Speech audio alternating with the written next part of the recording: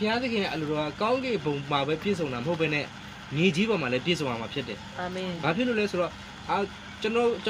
ကောင်းကင်နိုင်ငံရောက်မှပဲကောင်းကင်ဘုံရဲ့အရာသာကိုသိမှာပေါ့မဟုတ်ဘူး။ကောင်းကင်နိုင်ငံမရောက်ခင်တည်းကနေကောင်းကင်ဘုံရဲ့အလိုတော်ကမြေကြီးပေါ်မှာခံစားရမှာဖြစ်တယ်။အာမင်။ကောင်းကင်ဘုံရဲ့အရာသာလို့ဆိုကောင်းကင်ဘုံရဲ့ငြိမ်သက်ခြင်းကောင်းကင်ဘုံရဲ့ကြွယ်ဝခြင်းကောင်းကင်ဘုံရဲ့ကျွန်တော်တို့ကျမ်းမာခြင်းကောင်းကင်ဘုံရဲ့ဘာဖြစ်လဲဝမ်းမြောက်ခြင်းတွေကမြေကြီးပေါ်မှာလည်းဘာဖြစ်လဲပြည့်စုံမှာဖြစ်တယ်အာမင်ဒါကကျွန်တော်ဒါကတော့ကျွန်တော်မယုံကြည်သူအနေနဲ့တော့နက်ပြည်ရောက်မှပဲနက်ပြည်ရဲ့ဒုက္ခခံစားမှာမဟုတ်ဘူးကျွန်တော်တို့ကကြတော့နောင်တမလွန်ဘဝအထိစောက်စရာမလိုပဲနဲ့ဒီဘဝမှာတည်းကောင်းကင်နိုင်ငံတော်ရဲ့ကောင်းကင်ဘုံရဲ့အရာသာကောင်းကင်ဘုံရဲ့အနှစ်သာရကောင်းကင်ဘုံရဲ့ကောင်းကြီးကျွန်တော်ခံစားမှာဖြစ်တယ်အာမင်အဲ့တော့ဒီကောင်းကင်ဘုံနဲ့ပြည့်စုံတဲ့ကဲ့သို့မြေကြီးဘုံမှာပြည့်စုံပါစေတော့အသက်မူလို့တော့အစာကိုကျွန်တော်တို့ကယနေ့ပေးသနာတော်မူပါယနေ့ပေးသနာပါလဲပြောသလိုနေ့ရက်စဉ်တိုင်းပေးသနာပါလို့လဲတကြမ်းနဲ့တကြမ်းမှာတော့မတူပြောတာဖြစ်ဒါမဲ့ဘာပဲဖြစ်ဖြစ်ယနေ့ပေးသနာပါလဲအတူတူပဲနေ့ရက်စဉ်တိုင်းကလည်းအတူတူပဲဘာဖြစ်ဖြစ်ယနေ့နေ့ရက်စဉ်တိုင်းယနေ့နေ့ရက်စဉ်တိုင်းဆိုပါစို့ယနေ့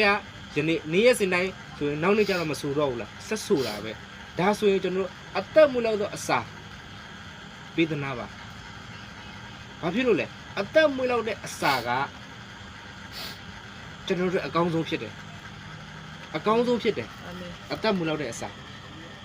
လောကသဘောနဲ့ကြည့်ရမယ်ဆိုဒါလောကရဲ့ထမင်းဟင်းဒါကြည့်လို့ရတယ်ဒါပေမဲ့အသက်မွေးလောက်တဲ့အစာဆိုပါဆိုအသက်ဖျားခင်စီရလာတဲ့အသက်ဒီအသက်ကကျွန်တော်တို့ဆက်ပြီးမှရှေ့ဆက်ဖို့ရန်အတွက်အသက်မွေးရမှာဖြစ်တယ်အဲ့ဒီအသက်မွေးရမှာပါဖြစ်တယ်ဖျားသခင်စကားဖြစ်တယ်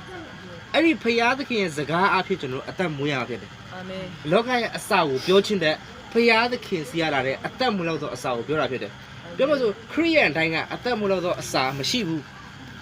ဒါပေမဲ့ခရိယန်တိုင်းမရှိတဲ့အရာကဖျားသားသမီးဖြစ်တဲ့ယုံကြည်သူမှာတော့ရှိတယ်ယုံကြည်သူမှာအသက်မွေးလောက်သောအစာကနေ့ရက်စဉ်တိုင်း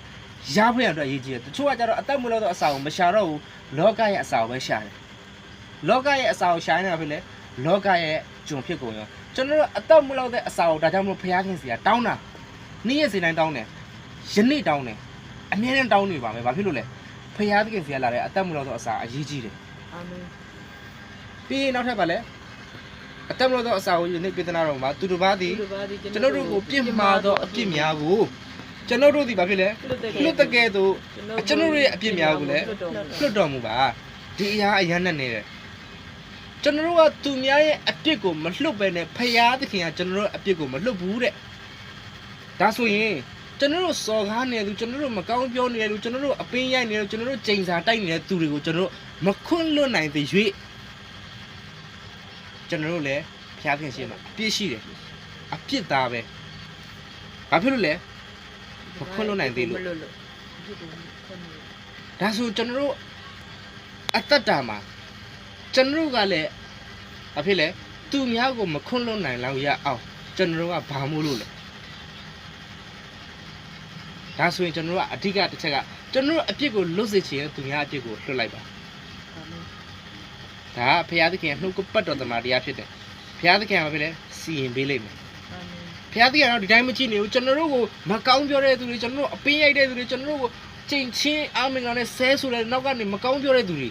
ဘုရားခင်ကြည့်နေမယ်ထင်လားဘုရားခင်စီရင်ပေးပါလိမ့်မယ်ဘုရားလက်ထဲမှာပဲအပ်လိုက်ပါသူ့ကိုခွန့်လို့ပေးလိုက်ပါလူပဲခွန့်လို့တော့မရဘူးเนาะလူရဲ့နှလုံးသားဇာတိနဲ့တိဆောက်ထားတဲ့အခါမှာဘယ်လိုခွန့်လို့ရမှာလဲကိုယ်မကောင်းပြောနေမှာဆိုမှဟုတ်တယ်မလားကိုယ်နောက်ကနေမကောင်းပြောနေလူတယောက်ကိုကအတားတကြီးခွန့်လို့ပေးဖို့ဆိုတာလုံးဝမဖြစ်နိုင်တဲ့ကိစ္စကြီးเนาะဘာဖြစ်လို့လဲကိုယ်မကောင်းကြောင်းပြောနေမှာတော့ကိုကလည်းဘာဖြစ်လဲသူ့မကောင်းကြောင်းကိုပြန်ပြောမှာပဲဒါလူရဲ့နှလုံးသားဖြစ်တယ်ဒါမဲ့ဘုရားသခင်ရဲ့တမန်တရားတော်ဘာဖြစ်လဲလှုပ်ပေးလိုက်ပါဒီအပြစ်တွေလည်းငါလှုပ်ပေးမယ်အာမင်ကျွန်တော်တို့ရဲ့အပြစ်များကိုလှုပ်တော်မူပါအပြစ်သွေးဆောင်တို့မလိုက်မပါစေပဲဘာဖြစ်လဲမကောင်းသောအမှုရာမှလည်းကယ်နှုတ်တော်မူပါကျွန်တော်တို့ကလောကမှာနေခါမှာအပြစ်သွေးဆောင်ဖို့ရာစာတန်ကအမြဲတမ်းသူ့ရဲ့လူတွေနဲ့အမြဲတမ်းကျွန်တော်တို့အပြစ်ကိုသွေးဆောင်တတ်တယ်အမျိုးမျိုးအားဖြင့်ပေါ့ဗျာ အတွေးအားဖြင့်အမြင်အားဖြင့်ခန္ဓာကိုယ်အားဖြင့်ရုပ်ဝတ္ထုအားဖြင့်အရာသာအားဖြင့်အနံ့အားဖြင့်အထိတွေ့အားဖြင့်အပြစ်ကိုသွေးဆောင်ဖွေရတော့ဖြစ်လဲစာရန်ကအမြဲတမ်းကျွန်တော်တို့ကိုချောင်းမြောင်းနေဖြစ်တယ်ဒါကြောင့်မို့အပြစ်သွေးဆောင်ရတော့ဘာဖြစ်လဲမလိုက်မပါစီပဲမကောင်းသောအမှုရာကလည်းဘာဖြစ်လဲကဲနှုတ်တော်မူပါ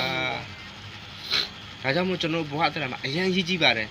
ဒီအပြစ်သွေးဆောင်ရကိုမလိုက်မပါဖွင့်ရအတွက်မကောင်းတဲ့အမှုရာနဲ့ကဲနှုတ်ဖွင့်ရဘုရားပဲတက်နိုင်တယ်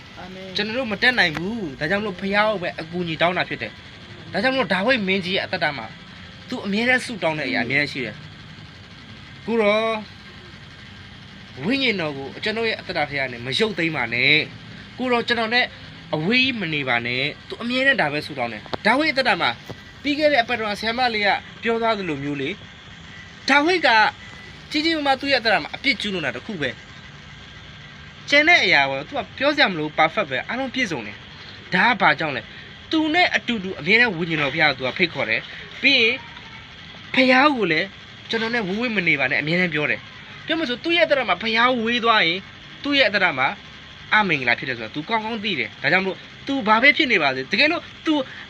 ဆိုပါစို့ဗျာ तू မဟုတ်တာလုံနေစေအောင်တော့ဖရားကိုသူ့နားမှာပဲရှိစေချင်တယ်တချို့လူတွေကလည်းမဟုတ်ဘူးမဟုတ်တာလုံရင်ဖရားနဲ့ပူဝေးသွားရောအရက်တောက်မိလိုက်တော့လကောင်းဆေးလေးတောက်မိလိုက်တော့လကောင်းကိုးစားမိလိုက်တော့လကောင်းမကောင်းတဲ့ຢာတစ်ခုလုံးမိလိုက်တော့လကောင်းငါဖရားဆုတောင်းလို့စင်ပြပါတော့မလားငါဒီဟာကြီးလှုပ်ထားလို့ဖရားနဲ့စင်ပြမှာမဟုတ်ဘူးငါနဲ့ဒီဟာကြီးကမဆက်ဆိုင်ဘူးဆိုမှခံစားလာတယ်ဒါကဘာလဲစာရန်ရိုက်ထည့်တာမဟုတ်ဘူးကျွန်တော်အဖြစ်တစ်ခုလှုပ်လိုက်တဲ့ခါမှာကျွန်တော်မကောင်းတဲ့ຢာတစ်ခုလှုပ်လိုက်တဲ့ခါမှာအဲ့လိုမျိုးအတွေးအရင်ဝင်လာတဲ့ဖရားသခင်ရှိမှဝင်ချတောင်းဝင်ပြီးမှဘာဖြစ်လဲနောင်တနဲ့ပြန်လှည့်လာဖို့ဖရားအလိုမျိုးရှိတာဖြစ်တယ်ဒါဒါဝိမင်းရဲ့နှလုံးသားဖြစ်တယ်ဒါကြောင့်လို့အပြစ်သွေးဆောင်ရသူမလိုက်ပါဘူးပဲမကောင်းသောမှုရတဲ့ကဲနှုတ်ဖွင့်ရတော့ပဲလေဖရားသခင်ကိုအားကိုးတာဖြစ်တယ်ပြီးတော့နောက်ဆိုပါလေစိုးပိုင်သောခွင့်နဲ့ဘုံတို့အာနုဘော်ဒီကဘာအဆက်ဆက်ကိုရိုနာအရှိတည်နေပါပြီဒါကြောင့်မို့အစိုးပိုင်သောဟာလေစိုးပိုင်သောအခွင့်နဲ့ခွင့်ဘုံတို့ကိုအာနုဘော်ကဘာအဆက်ဆက်ဆိုတဲ့အရာကပြောချင်တဲ့အရာကျွန်တော်တို့အသက်တာမှာကျွန်တော်တို့ဖခင်သခင်စီကအကူအညီတောင်းပြီးတာနဲ့ကျွန်တော်တို့ဖခင်သခင်စီကဒါယေရှုခရစ်တော်ဖခင်သူ့ရဲ့တပည့်တော်တွေကိုဆုတောင်းပေးတော့မှားထားတဲ့နည်းဖြစ်တယ်ဒီလိုဆုတောင်းပါပြောချင်တာအဲ့လိုမျိုးပုံသင်နေတဲ့အဲ့ဒီလိုမျိုးဟိုတခါလာလဲအဲ့လိုမျိုးအပိုက်ကိုရွတ်ခိုင်းတာမဟုတ်ဘူးအဲ့ဒီအပိုက်မှာပါတဲ့အကြောင်းအရာပုံစံလိုမျိုးကျွန်တော်တို့ဘဝမှာလည်းနေ့စဉ်အသက်တာမှာအပြည့်သွေးဆောင်အောင်မလိုက်ပါဘူးရန်အတွက်နော်ပြီးတော့အသက်မလို့ဆိုအစာကဲသို့တော့နှုတ်ကပတ်တော်တမန်တရားရဲ့အမြဲတမ်းလမ်းပြမှုခံယူဖို့ဝိညာဉ်တော်ရဲ့အုပ်စိုးမှုခံယူဖို့နော်အဲ့လိုမျိုးကောင်းကင်ဘုံမှာရှိတဲ့ကြွားချမ်းလဲကျွန်တော်တို့လောကမှာရှိတဲ့မြေကြီးမှာရှိတဲ့ကျွန်တော်တို့အသက်တာမှာလဲဘာဖြစ်လဲကောင်းကင်ဘုံရဲ့မင်္ဂလာကလည်းကျွန်တော်အသက်တာမှာပဲလေအမြဲတမ်းပြေဝနေဖို့ကျွန်တော်ဆုတောင်းရမှာဖြစ်တယ်ဒီလိုဆုတောင်းရဖြစ်တယ်ဒါကြောင့်မို့ကဘာအဆက်ဆက်ကိုရိုနာတိရှိဒါကြောင့်မို့ကျွန်တော်ဆုတောင်းသမျှအရာအလုံးကကျွန်တော်တို့အတွက်ဆိုတာထက်ဘုရားသခင်ကပဲလေဘုန်းကြီးဖွင့်ရတော့ဖြစ်တယ်ဘုရားသခင်ဘုန်းကြီးဖွင့်ရတော့ဖြစ်တယ်ဟာလေလုယာဒါကြောင့်မို့ကျွန်တော်အသက်တာထဲမှာဘုရားသခင်ရဲ့နှုတ်ကပတ်တော်ကကျွန်တော်တို့အမြဲတမ်းလမ်းပြပေးနေမှာဖြစ်တယ်အရက်မှောင်တဲ့အချိန်မှာမီးအိမ်လေးတစ်လုံးလိုမျိုးဖြစ်တယ်နော်ခလုံးမထိစေဖို့ခြိုက်ကိုမကြစေဖို့မွေပါကင်းပါကိုမြင်ရဖွင့်ရတော့ဖြစ်ပါတယ်လို့အားလုံးဖျက်ရှင်ကောင်းကြီးပေးပါစေအာမင်